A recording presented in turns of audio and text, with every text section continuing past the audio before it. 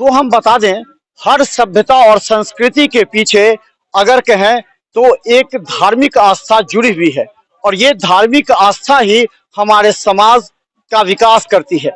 और ये जो मां श्यामा का है, इसके प्रति आस्था जब 1987 में जब पूरा दरभंगा मिथिलांचल डोल रहा था, लोग को त्राहिमाम कर रहे थे, उस समय मां श्यामा के नाम पर यह श्यामा नाम धुन प्रारंभ किया गया था। इस पूरी कहानी को पूरे मिथिलांचल वासियों को समझना अति आवश्यक है, और इसी कार्यक्रम को लेकर हम समाप्त हैं।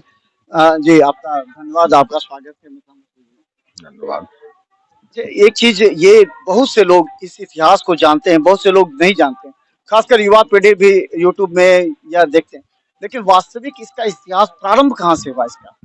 देखिए, मिथिलांचल में शक्ति पूजा की प्रधानता प्रारंभ से ही रही है, लेकिन जहाँ तक इस मंदिर के इतिहास की बात है, 1933 में महाराजाधिराज डॉक्टर सर कामेश्वर सिंह ने इसकी स्थापना की अपने पिता रमेश्वर सिंह जी की चिता पर।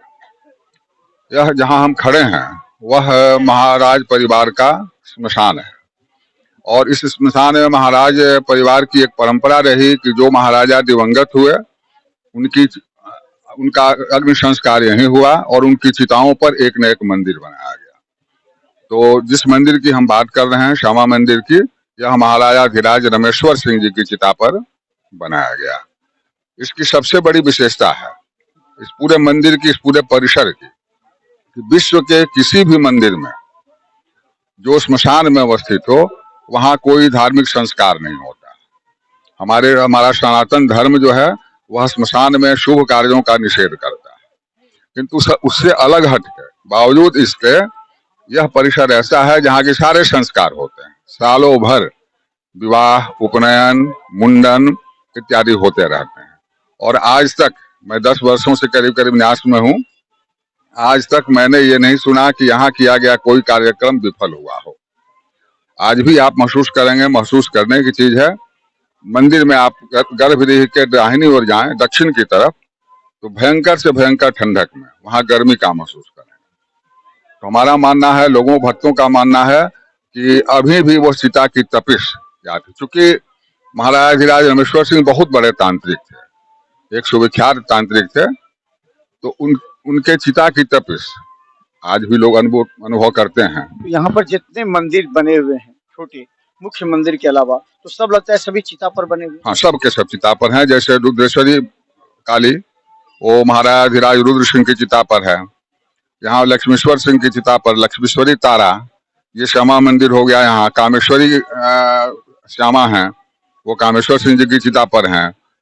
रमेश्वर सिंह जी की दूसरी पत्नी की चिता पर अन्नपूर्णा मंदिर है।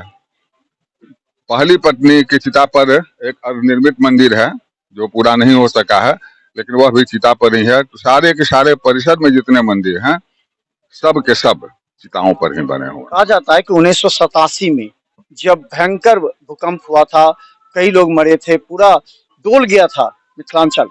उस समय एक आस्था के साथ किया गया था कि मिथिलांचल वासियों को, यही नहीं सबों को मां श्यामा सुरक्षा दे, उनके रक्षा करे, इसके लिए। उसके बाद से कोई बड़ी घटनाएं नहीं घटी।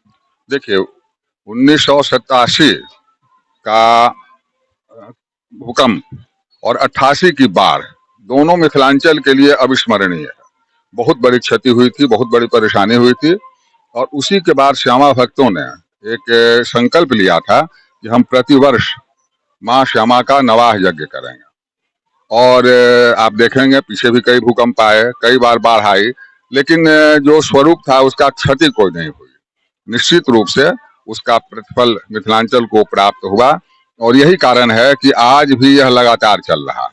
कोरोना काल में एक वर्ष इसका आयोजन नहीं किया जा सका, प्रतीक रूप में कुछ घंटों तक बैठ के हम लोगों ने संकीर्तन किया था। फिर दूसरे वर्ष एक 24 घंटे का संकीर्तन किया गया, लेकिन आज तक इसको रोका नहीं गया है। पूरी के पूरे मिथिलांचल की आस्था इससे जुड़ी। यहाँ समिति ने कब इसको अधिग्रहण किया और उसके बाद से अपने स्वरूप में इसको पूरे मंदिर को लाया, एक नया लुक लगता है कुछ दिनों से? 2007 में यहाँ के जिलाधिकारी की रिपोर्ट पर बिहार राज्य धार्मिक न्यास परिषद ने इसका अधिग्रहण किया, और पहली न्यास समिति बनी जस्टिस एस.एन. झा जी की अध्यक्षता में। वो 5 वर्षों तक कार्यरत रही। फिर 12 में दूसरी समिति बनी, और उसके भी अध्यक्ष माननीय न्यायमूर्ति जस्टिस सेशन झा जी ही रहे और लोग बदले, लेकिन वो रहे। फिर उसी समिति को 18 में कंटिन्यू किया गया और अब फिर नई समिति बनने वाली है। तो समिति का प्रयास रहता है कि हम इसको अधिक से अधिक सुविधायुक्त बनाएं और जहां तक आम भक्त बताएंगे कि कहां तक न्यास इसमें सफल रहा है, वो हम लोगों को कहने की चीज नहीं है, लेकिन हम लोग का प्रयास रहता है। न्यास समिति का जो उद्देश्य है, ये केवल मंदिर में पूजा अर्चना, इसके अलावा कुछ और भी सामाजिक उद्देश्य है? यहाँ की जो राशि आती है उस राशि से भी कुछ सामाजिक कार्य किए जाते हैं? देखिए, इसका मूल उद्देश्य है कि समाज को कैसे लाभ दें। आध्यात्मिक कार्य, धार्मिक कृत्य, यह तो किसी भी मंदिर का उद्देश्य है, मूल उद्देश्य है ही, लेकिन साथ साथ जो न्यास बनता है उसका उद्देश्य ये होता है कि वहाँ जो भक्तों के से आय प्राप्त होती है उसका सदुपयोग समाज कल्याण के लिए हम कैसे करें। और इस कोरोना काल के पहले हम लोग उसका करते रहे हैं, बराबर देहात में जाकर यहाँ चिकित्सा शिविर लगाते रहे ताकि भक्तों को उससे लाभ हो। गरीबों में कंबल का वितरण आदि कार्य हम लोग करते रहे। यह कुछ अवरुद्ध जरूर हुआ है कोरोना काल के बाद, लेकिन फिर यदि नया न्यास बनता है तो निर्णय लेकर फिर उसको आगे करेंगे। अभी भी हमारा निःशुल्क चिकित्सा परामर्श केंद्र विविध रूपों में चलता रहा है और हम लोग उसको फिर से जागृत करेंगे ताकि आम जनता को इससे लाभ हो। कुछ हमारी योजनाएं हैं जिसमें बाधाएं आ रही हैं, कुछ राज परिवार से चल रहा मुकदमा अधिकारिता को लेकर।